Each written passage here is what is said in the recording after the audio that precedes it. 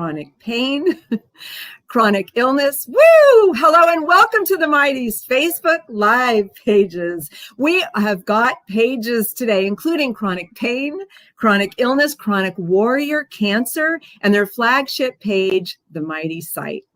Welcome also to my show. It's called The Pain Cancer Connection. I am really glad that you can join me, I should say us today. Yay!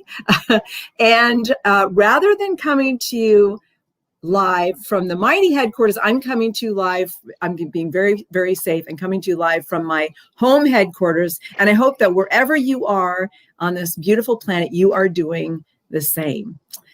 Okay, my name is Cynthia Toussaint, and I will be your host for this, I should say co-host for this 45-minute segment of the Pain Cancer Connection. I am also the founder and spokesperson at the nonprofit For Grace, where we help women with high-impact, persistent pain. Now, on this show, the Pain Cancer Connection, we explore how pain and cancer can be overlapping diseases. For instance, how chronic pain with all of its inflammation can lead to cancer, and how cancer treatment can and often does lead to chronic pain. Now, the reason that I am fascinated by these two diseases and how they can intersect is personal. I have been a woman in pain for, 38 years.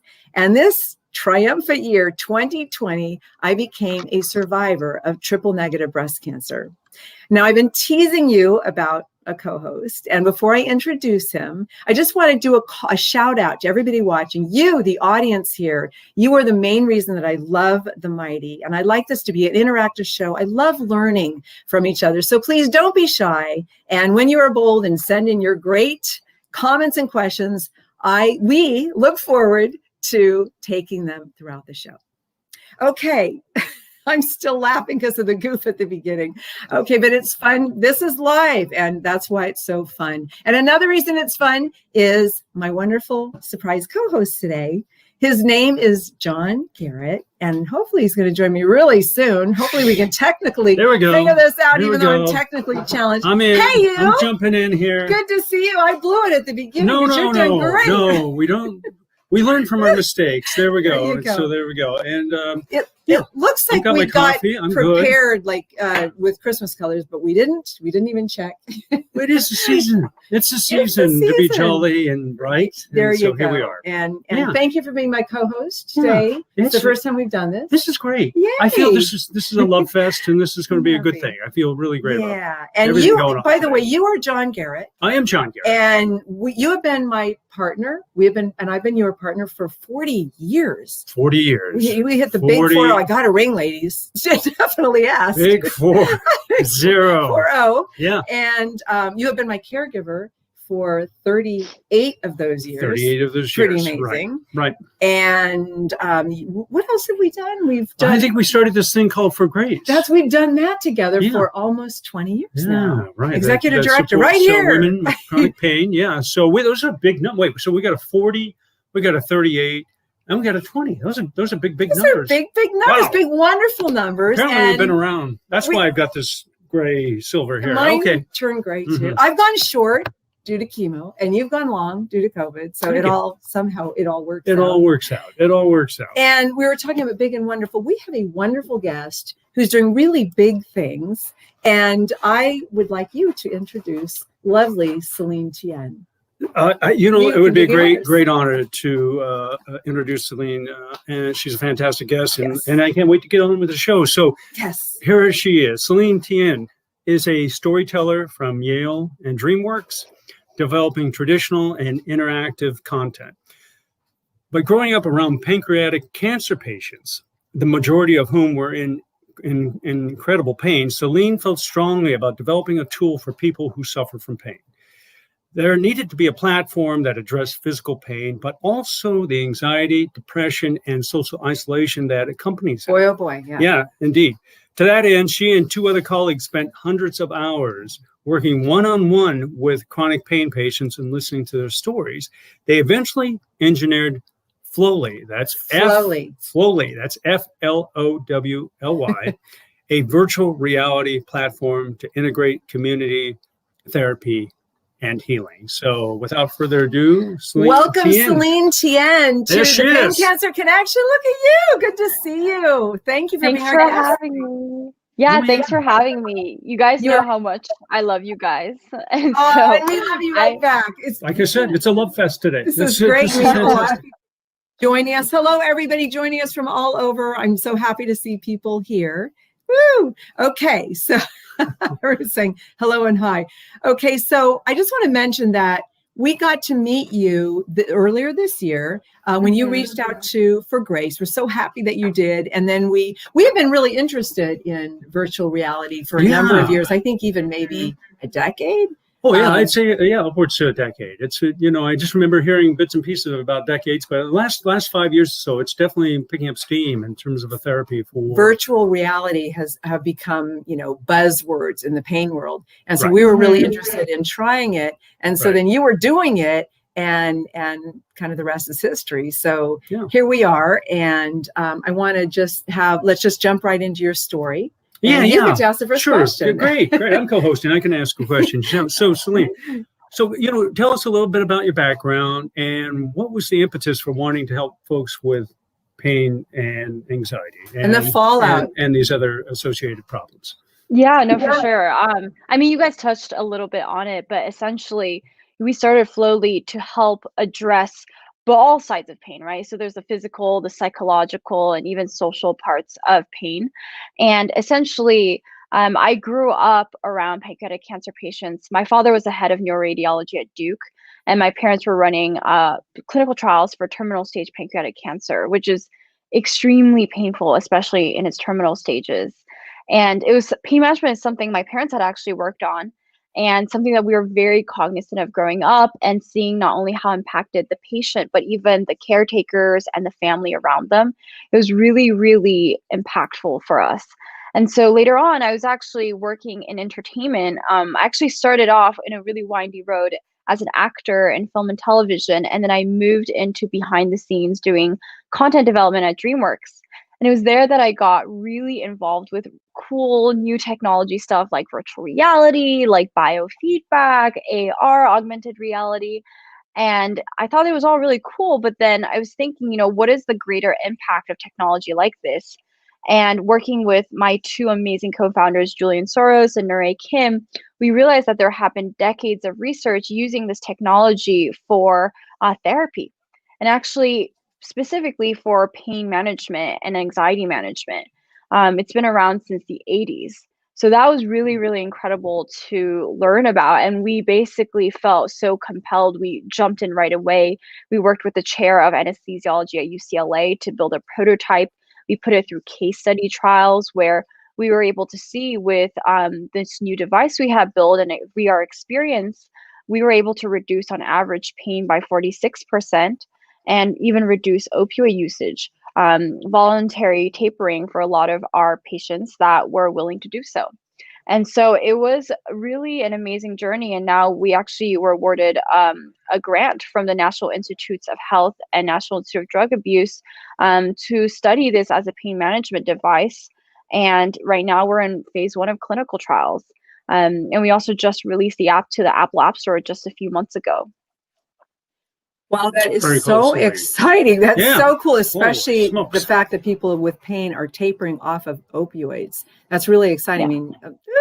Yay, this is what we love to hear. I'm curious as a person with high impact pain and also as a person who's been through cancer treatment, which was very, very difficult. I know with cancer treatment, I also dealt with, like the fallout of pain. I had anxiety. And I definitely went through depression with chemotherapy. And right now with COVID, a lot of social isolation, which was very difficult. I'm wondering if does VR help people with cancer? People going through cancer treatment as well as pain. Yeah, one of our top users, she was with us since the very beginning, and we had a lot of her input too as we were designing out the platform. She had cancer, or she has cancer actually. She was going through chemo when we first started working with her. And I think for her, what was really helpful was both managing the physical symptoms she was experiencing, but a lot of it was around the mental ones. So like the anxiety, the depression. Every time she would go into a chemo session, she felt a lot of anxiety going in and out of it. And so she would bring Flowly with her to the hospital or even at home when she came back to really bring her into relaxation mode.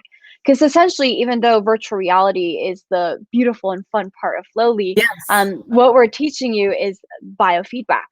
And biofeedback is the ability to see how your body is doing in real time and then learning how to control your body. It's something that it sounds kind of weird and not something we think about every day, but it's actually quite easy to learn. It's just we're never given the tools to learn it. And it does take some consistency, but with consistent effort put into it, there's thousands of studies that have shown how impactful it can be in overall health, physical and mental. Wow. So you mentioned biofeedback, Celine, and about 7 years ago, a physical therapist broke my arm and they didn't diagnose it for a year. I was in level 10 pain, and I went to USC, a doctor there, the head of the pain center there is on our board, and I just love him, Dr. Stephen Richheimer, and he had me go to a pain psychologist, and I kind of thought, well, why? I mean, I've been doing this forever. Yeah. She taught me so much because she got me into biofeedback, and when I could actually, see that data of that dot, I was hooked up. And I was going to say before I was technologically challenged, but you didn't have to hook me up. She hooked me up, and I could see that dot go up and down depending on how relaxed or not relaxed that I was, and that helped me learn how to bring that dot down, how to bring my relaxation, I guess I should say, up, and that was so helpful for me. And so, how much did you study biofeedback, you and your team, in order to develop Flowly? It was really most of what we really developed was about feedback, because the way we think about it is, let me step back for a minute. Let me explain how it works. So the way it works is you put your finger on the back of your phone camera like this, and then we collect your real-time breathing, your real-time heart rate, and something called your heart rate variability, which is the difference in the variance of time between your heartbeats. And actually, you want to have a high heart rate variability and a lower breathing rate to get you into that state. The reason why we're called Flowly is because through biofeedback, it's one of the easiest ways to put yourself into flow state. Flow state is that feeling where, let's say you love playing basketball, or you love knitting, or you love cooking. It's that act of you're doing something, and the act of doing it in of itself is rewarding, and you're not really thinking about the time passing. You're feeling really relaxed, yet you're able to focus and perform. That's flow state. And flow state is amazing because it helps you focus, but also get your whole body relaxed and release a lot of the tensions and pain points you're feeling in your mind and body. And essentially what we do is, through collecting your real-time heart rate and breathing through sensors and then showing it to you, we're teaching you how to put yourself into that flow state. And you can both do it just on your phone, or you slip it into a really easy to use VR headset. So you pop it open, put your phone into it, close it. And that's where you're sitting on the beach with the aurora lights above you. You're in the forest. You could be in another planet.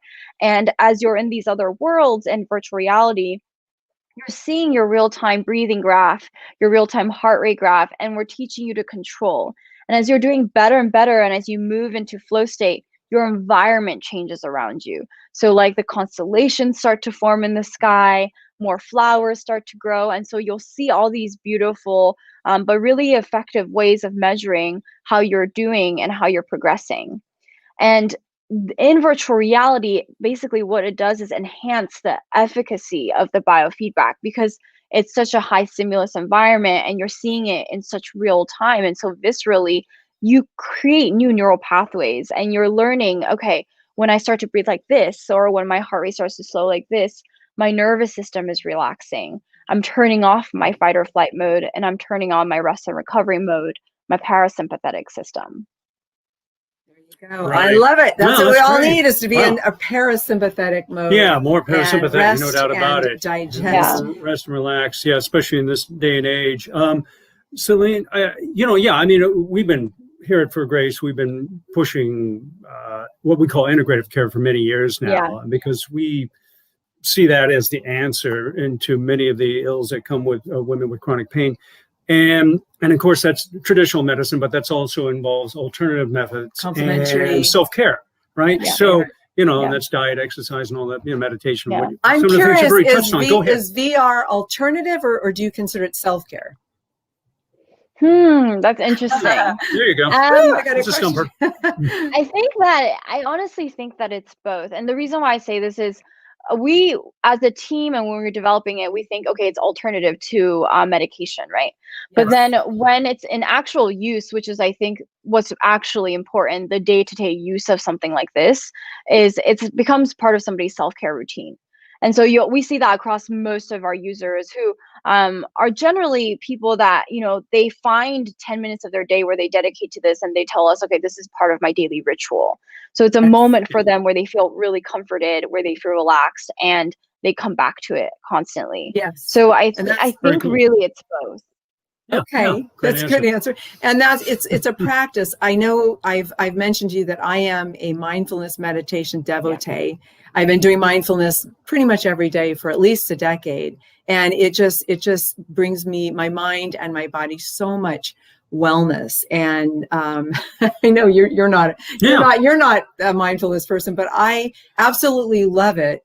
And I'm going to talk about you later with mindfulness. Okay, great. But I'm wondering, is VR? I mean, there's so many things about VR that actually remind me. Yeah, I'm sorry. Just I have a question, Celine, specifically. And maybe you've touched on this, of course, probably multiple times already. But what is it? What is it specifically about virtual reality? Why did you move in that direction? Is there something with the technology that has strong results that you've seen versus other alternative methods, or is it provided intimacy? It cultivates that mind-body connection better.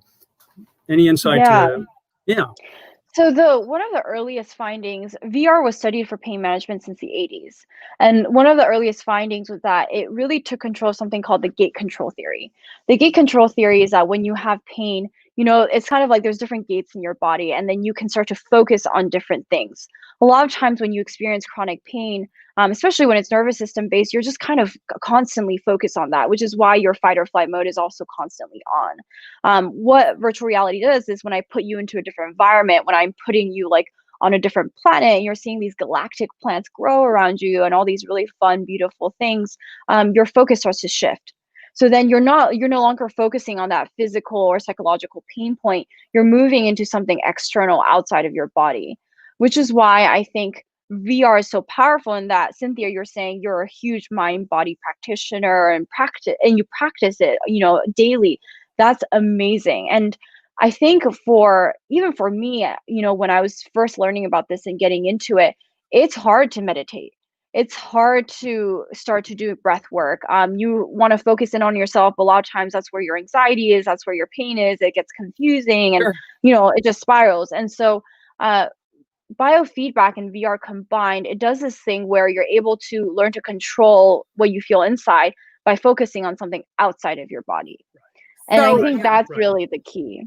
Yeah. Okay, so that makes so much sense. And so would you say that with VR, is it a form of distraction from pain? I definitely think that's definitely part of it. So when you're in the experience itself, it's a distraction. However, the biofeedback is a long-term teaching. And that's why we focus so much on the biofeedback, is because VR, we want you to have that beautiful, relaxing experience. But biofeedback, when you do it consistently, it can lead to increased cardiovascular health. You can see things like higher resting heart rate variability, which is amazing. That means you're starting to see your actual physical body respond to the biofeedback. And then we also start to see people be able to engage in flow state and the feeling of relaxation, even when they're outside of Flowly. So outside of the phone app or outside of the VR experiences, because you've created that new neural pathway for yourself. So that brings me back to my mindfulness meditation practice, which actually Flowly reminds me of so much. I mean, I love that wonderful guide, that wonderful voice that reminds me about gratitude and reminds me that I'm in my safe place that I get to do every day. And it reminds me that even though the voice is there, the voice is there. I'm in control, and to remember, and that's a very safe space, for me. And I look forward to that every day. And also it reminds me that to remember to check in with my body and remember what I'm feeling with Flowly. And I'm throughout the day. And I really appreciate that. And I do that because I'm actually good at this practice now. And I'm wondering, is VR a form of mindfulness meditation? Yeah, that's a really good question. So I don't think necessarily it is, unless the experience is designed around mind body mindfulness. And the way that we do that in a lot of our experiences, it comes in the voiceover. So in the voiceover, we bring in techniques like acceptance commitment therapy. We have experiences with voiceover focus on mindfulness. We have ones focused on CBT. So it just depends on what we want each world to be centered on. And you can start to see as you go through Flowly, different worlds focus on different practices and different techniques to help you frame gratitude, frame how to think about your body. And one of the things I love what you said, Cynthia, is that, it reminds you to check in with your body and how it's feeling, because I think oftentimes what we learned from one of the practitioners we work with is we'll think about where our body is in pain. And sometimes when we do different types of mindfulness, we'll think about, okay, where is it not in pain? And what we also do at Flowly is think about where is it feeling even just neutral. And so that kind of gives you a different thing something else to think about, especially when you're in the experiences that, even if the tip of my finger is feeling neutral, let's acknowledge that. That in of itself is amazing. And let's think about that, because not every single part of our body is constantly in pain. So let's appreciate the parts that are feeling good or even just neutral. Exactly. Like what we focus on grows, right? Yeah. Yes. Exactly. So we have a question from Michelle Potter, and she says, when will it be available in Australia? Oh, that's a good question. So we're a very, very small team right now. So we want to be able to expand it as soon as we can. We're hoping sometime next year we'll expand outside of the US. But if you're actually really interested, we are able to give people these beta test links if you're outside of the US. So just email our team at contact@flowly.world. Because last time I checked, pain anxiety knows no borders, and so we got to get we got to get that help out there as soon as possible till all ends. Yeah. And speaking of, we have a comment from somebody in the UK. I can't read that. Who says just tried link, unfortunately not available in the UK. Yeah. So outside of US, currently not available, but email us. Not yet. Yeah, not yet, but email us and we'll try and get you set up with something. And also if you have an Android. So we're releasing an Android version next year. Right now we're just on Apple, but we are working hard to get you on there. We're a very small team, but we're hustling. You're talking to a couple near 60-year-olds, the Android, the Apple, the sensor, and all these things. I'm already very it's a little bit of a learning curve for some of us. For others, I'm sure they've been born into this. This is a very, very natural thing for them to engage in. Right. I'm actually. I think this will lead Cynthia's next question. Go ahead, Celine. Go ahead, Celine. No, I was going to say, I'm glad you brought that up, because you're exactly right. When we're talking about things like VR and biofeedback, I mean, it sounds, even for me, before I started this, it's not things I really necessarily heard of or used before. And I will say, though, some of our top users who've done it 30 out of 30 days in the past few months. One of our top users, she's 83. And she does it 2 times a day in virtual reality. Because on Flowly, you can do it just on the phone or in virtual reality. She does it twice a day in virtual reality. And so it's something that's really important to us. And I have to say up front, we're constantly trying to improve, right? We're very new, we're a young team, but it is to make this as accessible as possible. And right now it is an out-of-pocket expense, but the reason why we did receive the NIH grant is because we are putting this through rigorous 2-phase clinical trials, moving this through FDA so that eventually we can get this to be reimbursable. So I think I would recommend that 83-year-old to be one of your tech support people. So people like us who are, still a little bit John behind the curve. was my tester because it was kind of hard for me. Yeah, apparently I had the right at lobe. first, I had a good lobe, and so we connected well. Cynthia was a little more glitchy, but it's okay. It's I'm sure there's we're trying to figure it out. I mean, everybody's so different. It's cool. It's fantastic. Yeah. It's fantastic when it works fantastic, and it often does. Right. Celine, with mindfulness, which I appreciate you talking about doing it every day and how important that is in the long run and how healthy that makes us. And I always want John, my caregiver, to be healthy. And but whenever we try mindfulness or whenever we try with you, frankly, he falls asleep.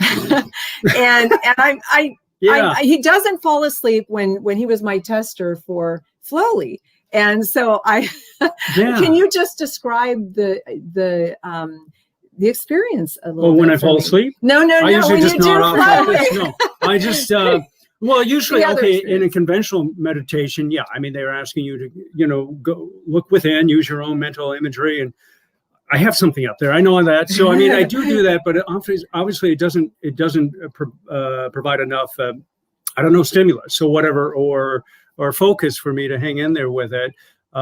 It is very relaxing. It does work very well. I fall asleep, so I guess that's but you're not getting the benefits, and it's a form of relaxation, but probably would be better to be relaxing in a conscious state. So anyway, so going to Flowly, going to VR, it obviously provides another realm there to focus on.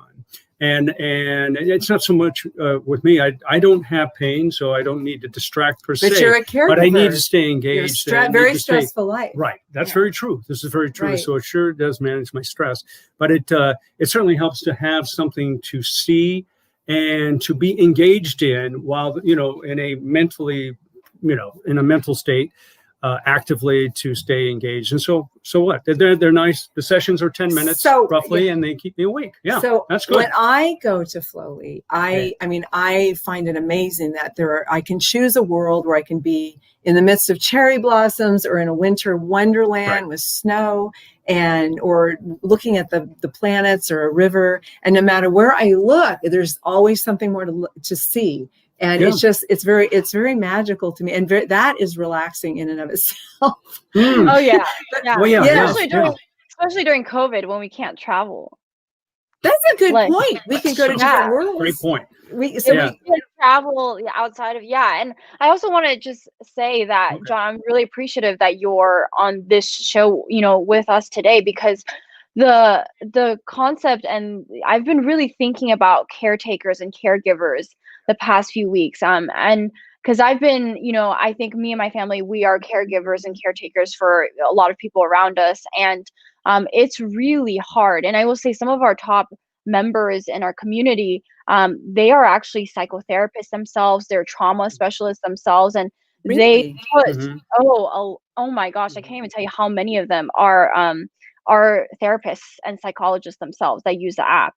And it's been something that we hadn't expected, but as we learn more and more about it, we understand that, caregivers, caretakers, guardians, custodians, family members, they also need a platform to really understand what they're experiencing and negotiating both their pain in relation to, the patient or their loved one's pain as well. And so that's something that's really been on my mind. And I'm really appreciative that you're here talking about it. Oh yeah. You're welcome, Celine. Yeah, I mean that's my role in the organization. I'm the guy that the other party in the dance that talks about there's usually a loving, caring partner or a family member or whatever that is engaged in taking care of the person who has pain, and so and we have our needs, and yes, it can be a very stressful environment to be in because a lot of our efforts are. Don't necessarily get rewarded because we want to have that person that we're loving and be in less pain, and sometimes that doesn't happen. So, and it feels frustrating, and so you do need something on your side to help you manage those feelings also, because those are just as valid as the person going through the immediate, experience. Go ahead. So I think it's so hard for the caregiver to take care of him or herself, and if you every day have a practice like VR. That you could take much better care of yourself. Yeah. And I have a question from Dave Hughes that I want to take. And Dave says, hi, Celine, which chronic illness have you got yourself? So I don't have a chronic illness, and that's something that we talk a lot about. Is that our team? We're always we come from the perspective of understanding we don't have that firsthand experience, and we will never understand a lot of what our members go through. So we're very upfront about it. But what we did create was a patient advisory board, which means we brought on people that do have chronic illness like fibromyalgia, complex regional pain syndrome, Hashimoto's, lupus, as advisors into the company. So they actually own equity, a stake in the company. And they help design, help us give us feedback, and be advocates also for their respective challenges and chronic illnesses that they're experiencing. So that's really important to us. Wow. Do you practice Flowly on a regular basis? I do. And I have to be upfront with you guys. Like in the past few weeks, it's been a really hard month for me personally. And I sometimes I'll forget to do it. And my team members, like my CTO, Julian, he actually will force me to do Flowly. Like he'll tell me, sit down, do Flowly. And it helps me immensely. And I also come from a family that does a lot of meditation. And that's something that it's always been a struggle for me to keep consistent with and to keep doing. But I think this year in COVID, it has really reminded me how important it is, whether it's Flowly or something else, because we always acknowledge like everybody is different. This necessarily will not work for you. It may or it may not, but to really find that tool that's going to help you do something on a daily basis for self-care. Right. Now, Celine, you don't have chronic illness, yet Flowly really helps you. And I think that basically your user base is everyone, because why not? Why wait to be ill before we start self-care, start taking care of ourselves? I mean, sure. I mean, that's just, to me, that's really exciting that you don't have a chronic illness and that Flowly really helps you. I have another question from Aaron Matthew Atkinson. And he says, is there somewhere that we can sign up to get alerts when Flowly is available on Android or maybe a beta version? Yeah, definitely. You can sign up on so if you go to our website, there'll be a pop-up for you to input your email. And then first of all, we don't sell, we don't share any of that information. That's just all for internal use. And we'll put you on the alert list so that when the Android version does come out, you'll be the first to know. And we can even put you on the beta Android version so that you can test for us. Very cool. So, I mean, I think we maybe already covered a little bit of this, but and I think you mentioned it briefly, but it was something I did notice as I was going through the sessions, and I was digging every one of them. It was fantastic, and but I noticed if I was successful and I was getting into the flow, as you mentioned, things would pop up, flowers would grow, or planets would emerge, or or I was in a winter wonderland, and actually.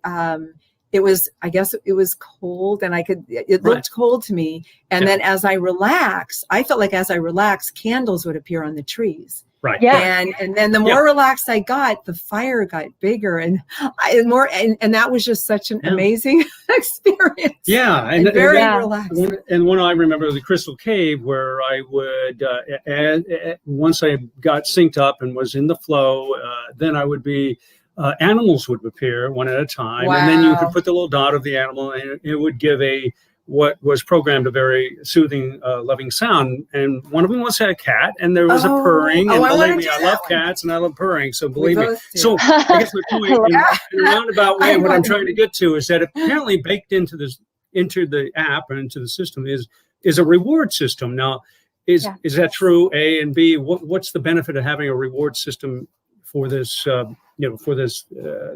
strategy or therapy?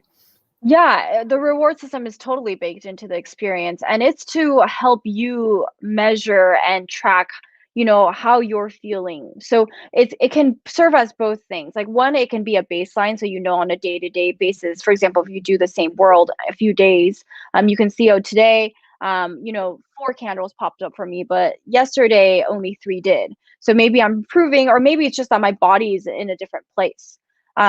And so it's a way to keep track of progress, but also it's a way to learn, so that when you do see a candle pops up, you can think back, oh wait, how did I breathe differently, or how am I feeling differently? And that's what I mean by the biofeedback. Is it's a feedback system. So that's how you get to see how your body's changing and learning how to adjust little things about your breathing or your heart rate to feel better and better. And I will say, kind of the beauty of biofeedback is that it meets you where you're at. And we're very, very adamant about that, because once you introduce a reward system, some people start to feel competitive, or they feel like, oh, one day I have to get this score or that score. But we always want to emphasize that this is simply meeting where your body's at. So there's no expectation of where you should be today, how many candles you should light up, how many stars in the skies you should appear. It's just for you to know and acknowledge how you're feeling, and then release it and just be in the moment. And then if you want to come back the next day and reflect on that, you can, but just always go into it with no expectation is what we say. So that is really great advice. And I try to do that with meditation. Lean into the experience and don't expect things to be the way that I want them to be, or try to change them when I'm in meditation. Yeah. And that helps me so much. And that's what you're doing. So that's really exciting. Okay. Yeah. So again, and again, you have touched on this a couple of times, Celine, and I really want to hear more about this, is that this NIH grant that you've gotten, I hear what you said earlier. It's congratulations. It's tremendous work to get that.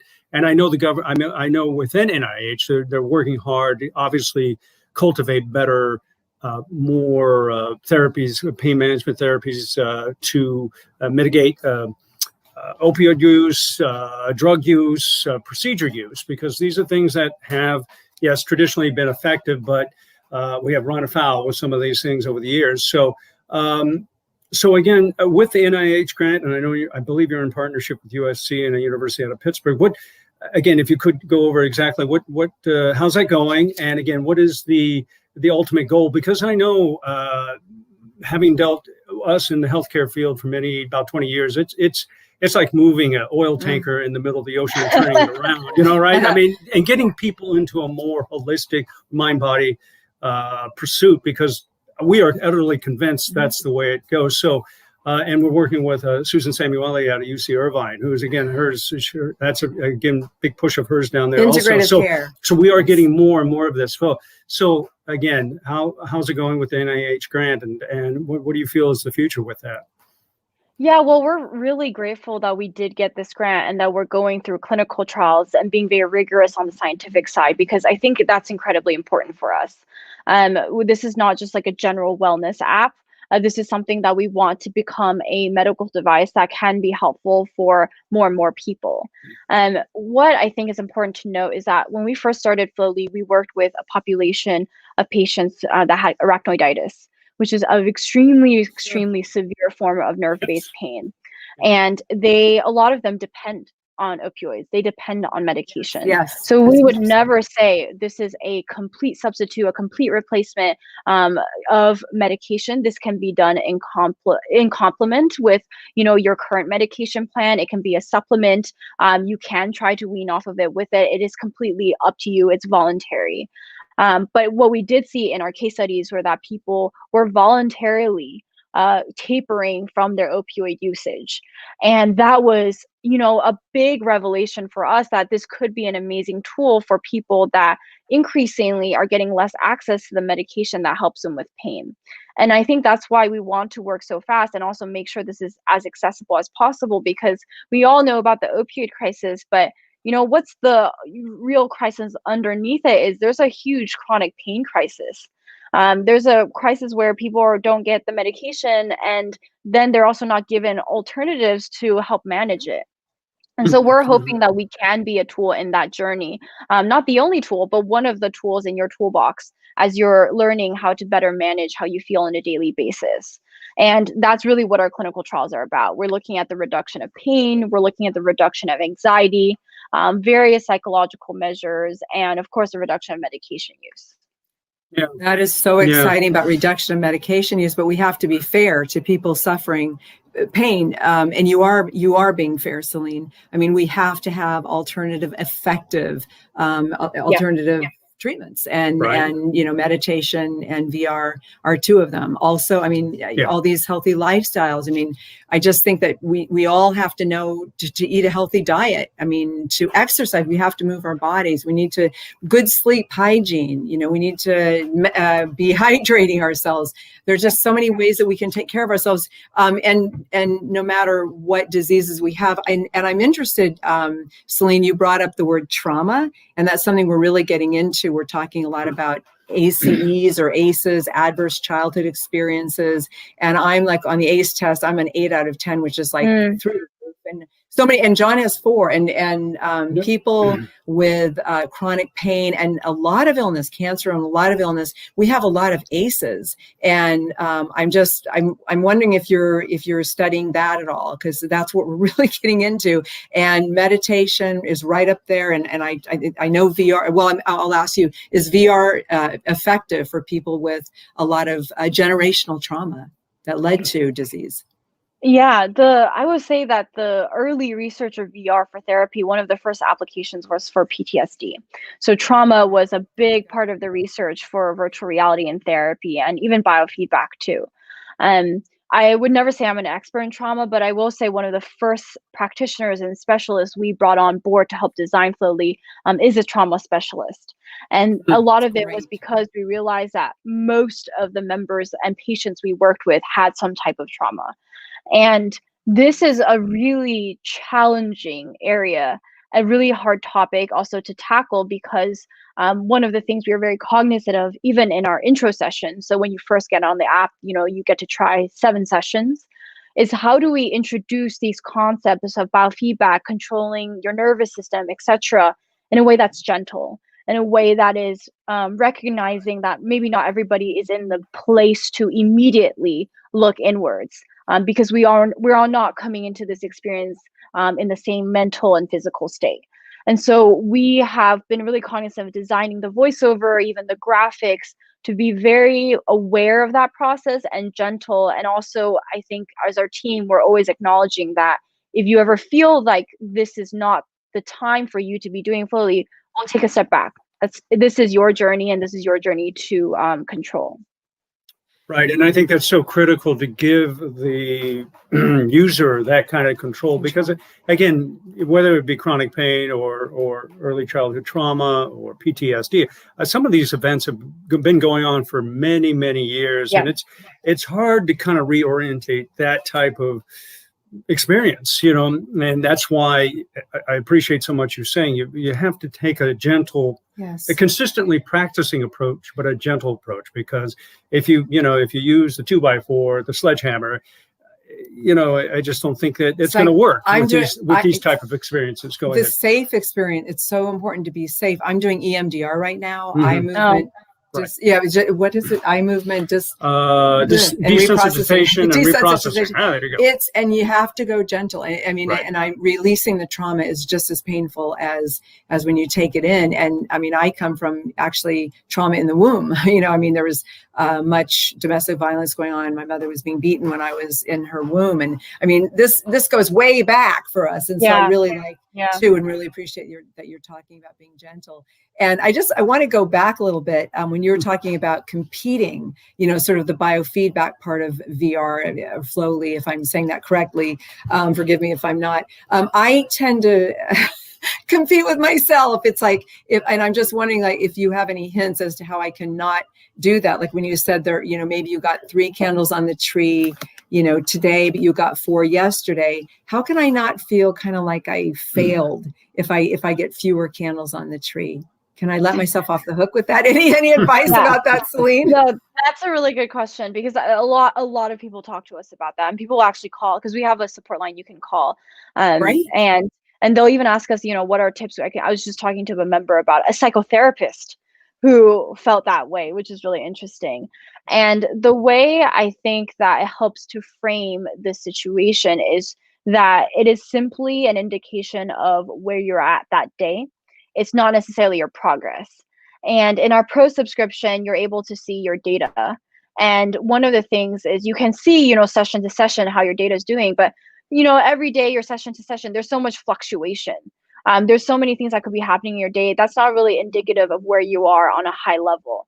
And so what I encourage people to do is, if that's something you feel like you will tend to think about, then really focus on long-term metrics. What are long-term metrics? Things like consistency. Are you doing it every day?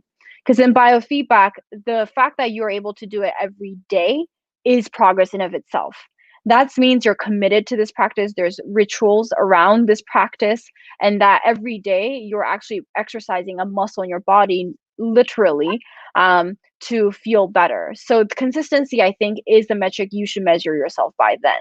And then another thing is, there is a metric called resting heart rate variability, which is your heart rate variability when you're not actually in the session. We actually collect that information in the first minute of every experience for the pro subscribers.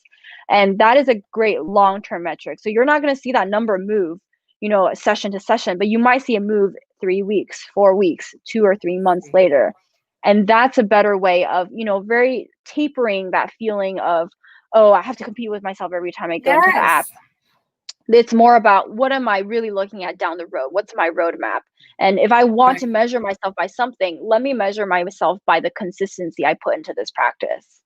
Right. And I think it's so important that we be gentle with ourselves and be very involved with, I practice a lot of self-love, and that's, acceptance of oneself, unconditionally, every part, inside, outside.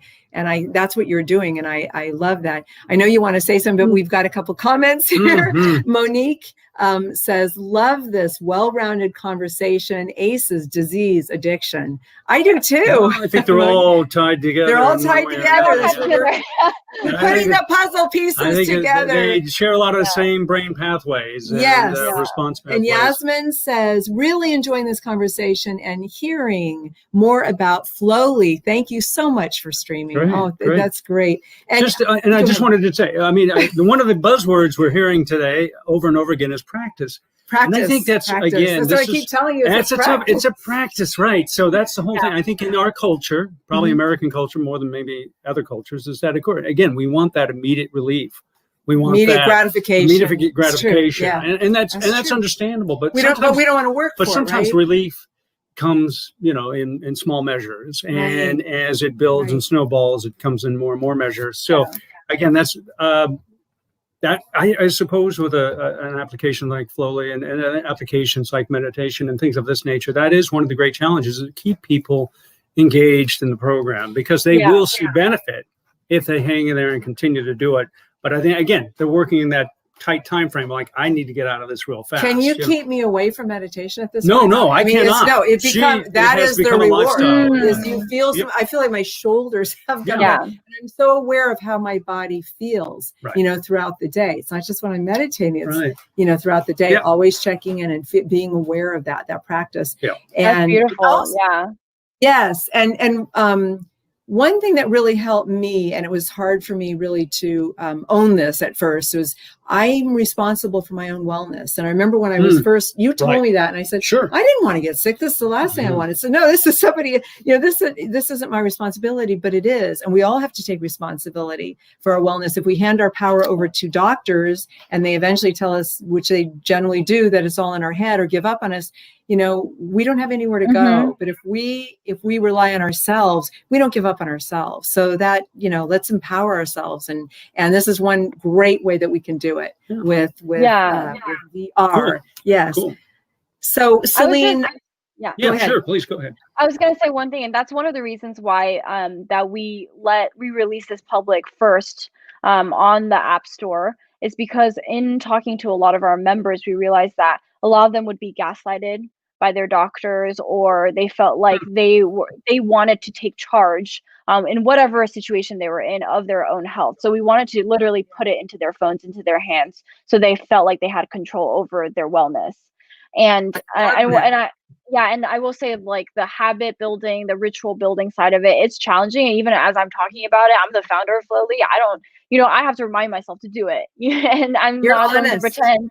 Yeah, I'm not going to pretend it's easy to do, but I will say that the VR component, both in the phone itself and in the VR headset, the ability to go explore these different worlds, I feel like for a lot of people, that's incentive enough. So it's not so much as oh, I have to sit down and like think about my body right now. It's like, oh, let me go explore this world. And then as I'm on the journey, I'm also learning how to feel better. Right. I love it. And what helps me and is that I actually look forward to my meditation time, and I do it like after I get up and exercise, and then we work, and then I'm a singer, and before I sing, I meditate.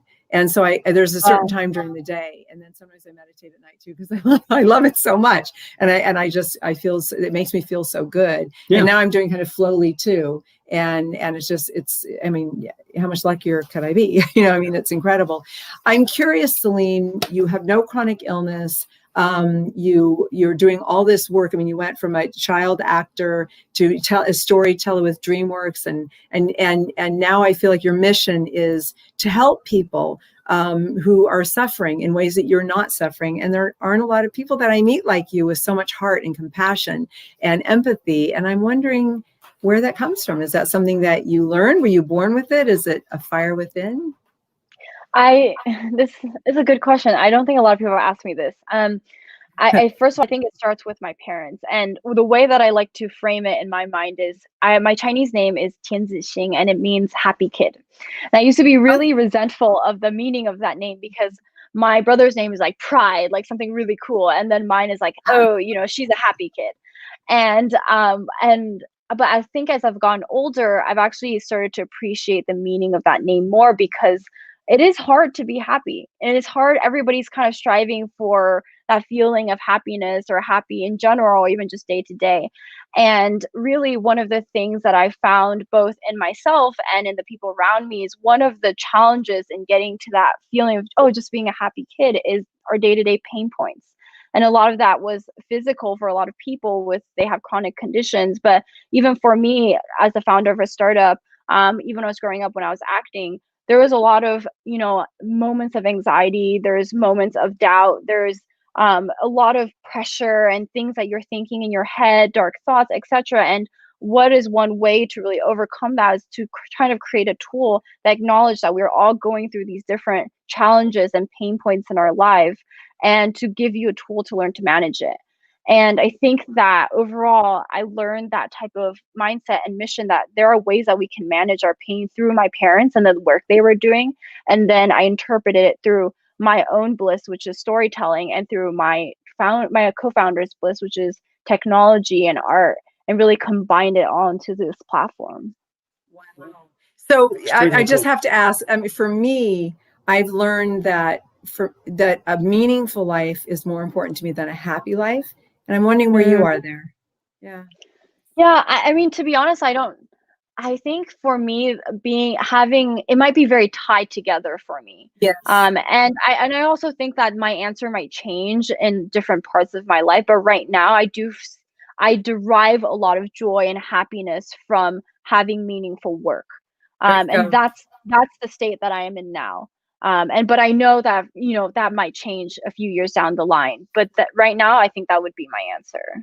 I think that's a really good answer, Celine. You are such a wonderful guest. Thank you so much. Wasn't this wonderful? I could do another hour, Celine, 2 hours. We'll do a 4 or 5 parter before it's over. No, we endorse Flowly 100%. Yeah. You are doing really a great service. Like I said, we're big into anything that, again, gives the quote unquote patient. I don't like the word patient myself, because that makes you're sitting by waiting for something to happen. I think really wellness seeker to have the control to manage their wellness, their pain, their anxiety. That's really good. Okay, you got it. Go ahead. You can have it. Really Take it away. Just give me a back end on something. I know, whatever you need. No, anyway, but it's a really important. I think that's where the key is going forward, is to give folks an idea that they can be their own wellness seekers, and they can accomplish that. They don't need necessarily a third party to do that. And, especially with tools like Flowly. So to learn more about Flowly, where should people go? If you have an Apple phone, go to the Apple App Store and look up Flowly Relaxation Training and download it and try it. If you have questions, go to our website. You can text us, you can send us an email, and we'll respond to you right away. We're a young team. This is relatively new platform, so we're always looking for feedback. If you read our Apple reviews, you'll see that one of the top things we get is that we're a very responsive team. And I think that's where we pride ourselves in. So please don't hesitate to reach out. And what is Apple? So lovely. What is Apple? What is Apple? No, I'm just kidding. Okay, I'm like, oh, we're not that technological. Okay. She's like, what? I can't. The old folks jokes are over. Totally blanked. Bad. Apple. My God, man! If you don't know Apple, you need to get Apple. Yeah. We could talk for another hour. Seriously, Celine, and we're going to be working together more next year for Grace's Pain Cancer Connection Conference, and we can't wait. And happy holidays to you. Thank you so much. Please be safe. Stay well. And thank you, John, for being my co-host. Yeah. He wants to thank you. This is pretty good. I can do this. Just give me coffee. I'll bring one of the cats up next time. He's usually he's my producer. It says wrap. It's been there for like 10 minutes. It's usually just a suggestion because he'll go on another 20 minutes. But anyway, and a big shout out, thank you to camera rolling. Thank you, my wonderful producer at the Mitre, for keeping the camera rolling. The Mighty, I'm talking fast. And thank you everyone for being here. Not just today, what a great show today, but this whole year. This is the last Pain Cancer Connection Mighty show. Well, and it's really been a wonderful show, and we're going to be doing something really wonderful again next year. So please come back. We look forward to it. And until then, be very, very safe. Enjoy the holidays safely. Be very, very well. And what the heck? Be mighty. Be so mighty. Happy New Year, everybody. Thank you so much. Woo!